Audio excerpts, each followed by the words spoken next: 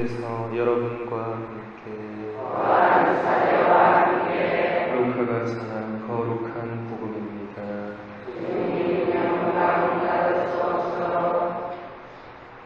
그 무렵에 마리아는 길을 떠나 서둘러 유다 산악지방에 있는 한 고을로 갔다. 그리고 스가랴의 집에 들어가 엘리사벳에게 인사하였다. 엘리사벳이 마리아의 인사말을 들을 때 그의 태안에서 아기가 뛰놀았다. 엘리사벳은 성령으로 가득 차 큰 소리로 외쳤다. 당신은 여인들 가운데에서 가장 복되시며 당신 태중의 아기도 복되십니다. 내 주님의 어머니께서 저에게 오시다니 어찌 된 일입니까? 보십시오. 당신의 인사말 소리가 제 귀에 들리자 저의 태안에서 아기가 즐거워 뛰놀았습니다. 행복하십니다. 주님께서 하신 말씀이 이루어지리라고 믿으시는 분. 그러자 마리아가 말하였다. 내 영혼이 주님을 찬송하고 내 마음이 나의 구원자 하느님 안에서 기뻐 뛰니 그분께서 당신 종의 비천함을 굽어 보셨기 때문입니다. 이제부터 과연 모든 세대가 나를 행복하다 하리니 전능하신 분께서 나에게 큰 일을 하셨기 때문입니다. 그분의 이름은 거룩하고 그분의 자비는 대대로 당신을 경외하는 이들에게 미칩니다. 그분께서는 당신 팔로 권능을 떨치시어 마음속 생각이 교만한 자들을 흩으셨습니다.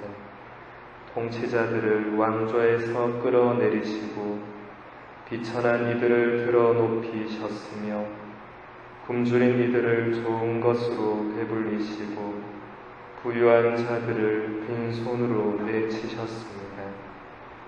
당신의 자비를 기억하시어 당신 종 이스라엘을 거두어 주셨으니 우리 조상들에게 말씀하신 대로 그 자비가 아브라함과 그 후손에게 영원히 미칠 것입니다. 마리아는 석 달가량 엘리사벳과 함께 지내다가 자기 집으로 돌아갔다. 주님의 말씀입니다.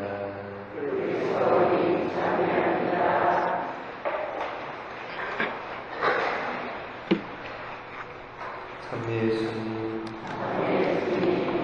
오늘 우리는 주님의 어머니이시며 우리 모두의 어머니이신 성모님께서 하늘나라로 오르신 것을 기념하는 성모 승천 대축일을 지냅니다. 1950년 교황 비오 12세는 성모님의 승천을 우리가 믿을 교리로 선포하였고 가톨릭 교회 교리서는 이 교리를 다음과 같이 설명하고 있습니다.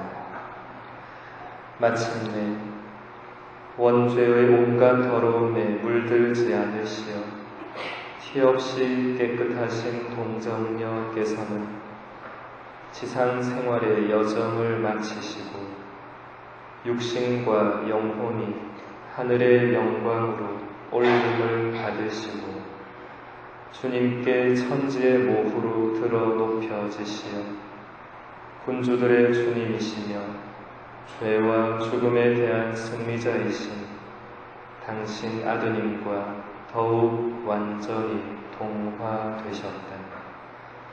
거룩한 동정녀의 승천은 당신 아들의 부활에 특별히 참여한 것이며 다른 그리스도인들의 부활을 앞당겨 실현한 것이다.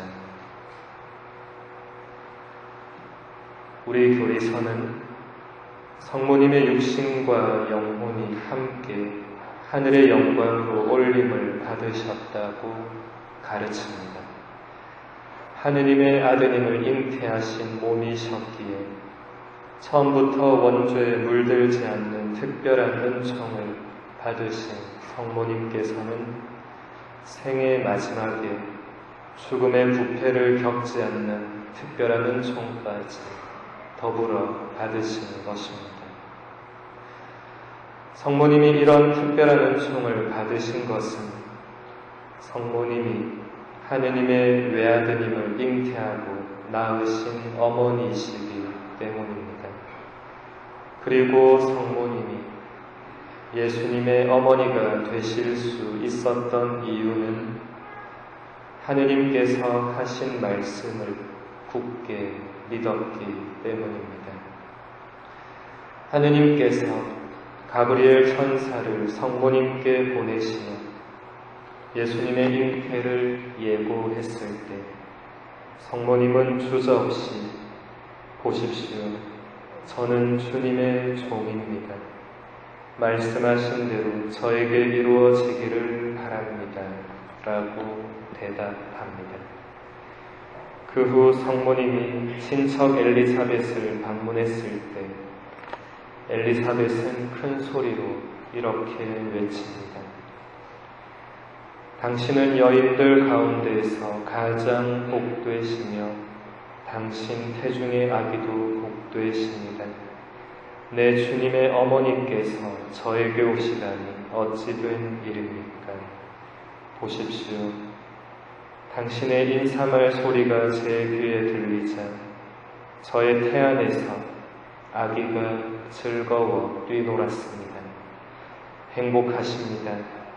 주님께서 하신 말씀이 이루어지리라고 믿으신 분. 성모님은 주님의 어머니가 되셨기 때문에 모든 여인들 가운데에서 가장 복된 여인이 되셨습니다. 성모님이 주님의 어머니가 되실 수 있었던 결정적인 이유는 성모님의 믿음 때문이었습니다. 남자와의 관계가 아니라 동정의 몸으로 홀로 아기를 잉태한다는 것은 인간 상식적으로는 도저히 불가능한 일입니다. 그리고 이미 성모님은 요셉과 약혼한 사이였기 때문에 동정 잉태가 드러나게 되면 요셉에게 엄청난 상처를 주게 될 것은 분명한 일이었고 그로 인해서 성모님이 돌에 맞아 죽을 수도 있는 위험한 상황이었습니다. 이 모든 것들에도 불구하고 성모님은 당신 자신을 온전히 하느님 뜻에 다 맡기셨습니다.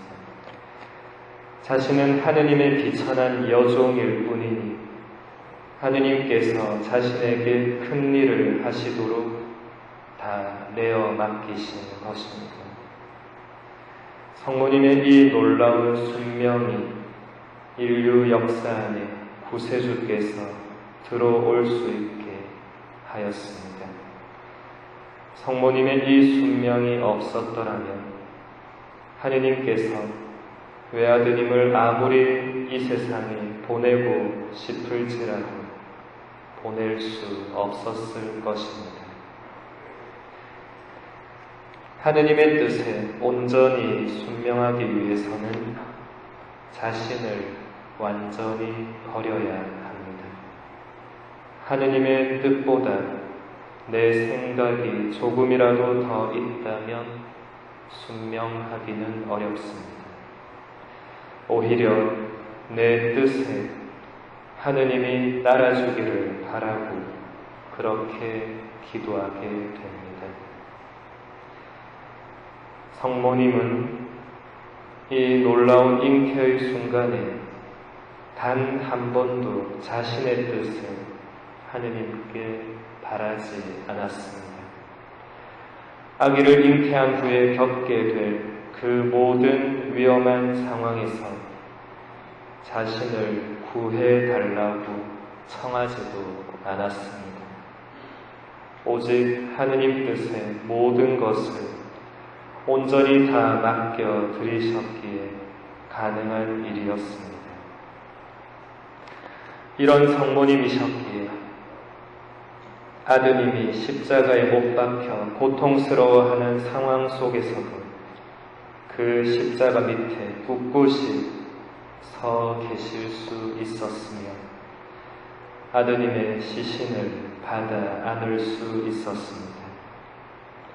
이 끔찍한 고통의 상황 속에서도 성모님은 하느님께 불평이나 원망 한마디 내뱉지 않았습니다.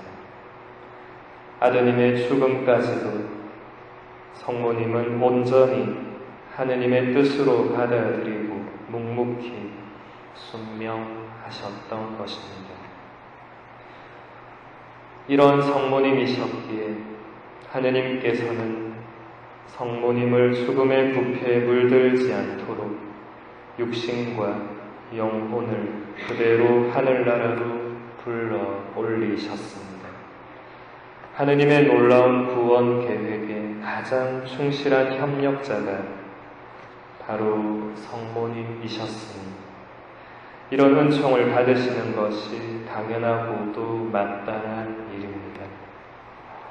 오늘 우리는 성모님의 승천을 기리면서 우리도 성모님의 믿음과 순명 그리고 하느님의 뜻과 계획에 온전히 협력하는 모습을 닮을 수 있도록 성모님의 전구를 청해야 하겠습니다. 오 천주의 성모님, 당신은 출산 때에도 동정을 보존하셨으며 돌아가시면서도 세상을 떠나지 않으셨나이다. 살아계신 하느님을 잉태하셨고 기도로서 우리를 죽음에서 구해주신 당신은 생명의 근원에 결합되셨나이다.